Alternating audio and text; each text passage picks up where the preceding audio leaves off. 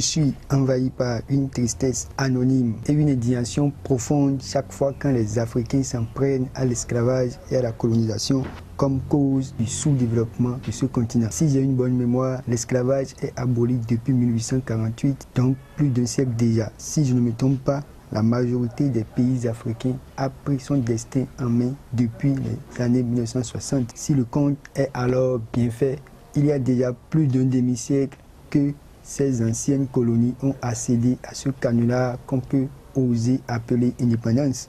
Comment peut-on continuer à incriminer des événements passés l'un 100 ans et l'autre 50 ans plus tôt? 4 générations ont passé sans réussir à corriger les effets de l'esclavage et plus de 2 générations ont balbutié sans rien dire de digeste pouvant corriger et arranger le désordre de la colonisation. Du coup, les conséquences néfastes de la colonisation se sont ajoutées à celles de l'esclavage. Cette addition, aussi mauvaise qu'insupportable, ressort-elle de la rapacité des anciens colons ou de la mauvaise foi et de l'incompétence des Africains eux-mêmes? À la recherche d'une réponse satisfaisante à cette question, je me rends compte que la source même de cette manie des Africains a toujours rejeté la faute sur leurs proches, remontait jusqu'à l'esclavage et à la colonisation. Ils ont toujours fait porter le chapeau aux Blancs.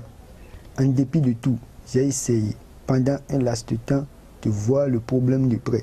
Je me suis donc posé une question.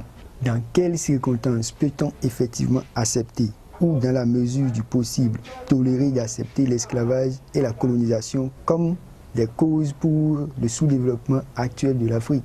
Sans mentir aux Africains, ni flatter les Blancs, je n'ai trouvé aucun élément de réponse qui tient la route et pouvant faire l'unanimité. Il est vrai que l'esclavage ait asséché la population africaine et les pas ricochés dépossédés de ses bras valides. Mais à cette époque, que faisaient ces bras valides pour l'Afrique et son développement? Absolument rien. C'est d'ailleurs une époque où l'Afrique, par sa tradition, n'évoluait pas. Pardonnez-moi de dire même qu'elle régressait, puisque sur l'échelle mondiale, quand les autres continents évoluent sur le plan surtout économique, financier, et que les Africains, nous avons encore la tête, voire tout le corps et même l'esprit dans les pratiques traditionnelles et primitives, nous régressons, et ceci à grands pas. Aussi est-il nécessaire de noter qu'à cette époque, les régimes dynastiques et royaux ne se faisaient que la guerre entre eux.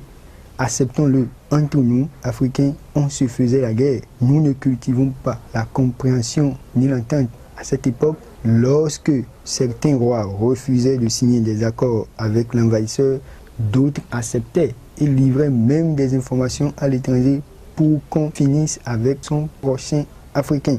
Est-ce que le Blanc pouvait, en ce temps, prendre des Africains, en faire des esclaves et les déporter sans l'approbation des rois? Je pense bien que non. Vous allez me dire peut-être qu'ils sont attirés par des pacotilles. Laissons tomber, car cette histoire de pacotille n'en est moins qu'une à dormir debout. Avouons-le, cette histoire, elle n'a ni queue ni tête, car simplement certains rois avaient été rigides dans le refus. Revenons à présent au dépeuplement de l'Afrique par l'esclavage. Cette raison aussi ne fait pas bonne route. Je ne traînerai pas une seconde fois avant de justifier ceci.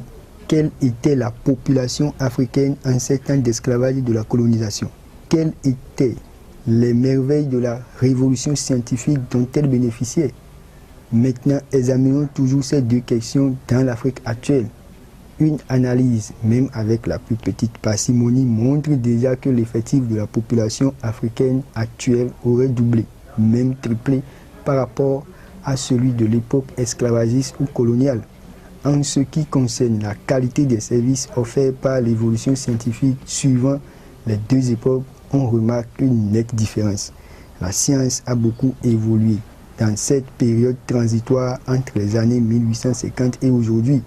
Alors, pourquoi les Africains ne peuvent-ils pas profiter de cette évolution scientifique pour amorcer le développement de leur continent? Je ne saurais apporter une solution normale à cette épineuse question, mais ce que je peux tout de même constater, c'est qu'Africains que nous sommes, nous avons eu 2 profits pour nous développer, à savoir la forte population et l'évolution de la science. Ce sur quoi j'aimerais que tout le monde soit d'accord, qu'on soit africain ou blanc, c'est que nous arrêtions de penser que la colonisation et l'esclavage sont des causes du sous-développement de notre continent.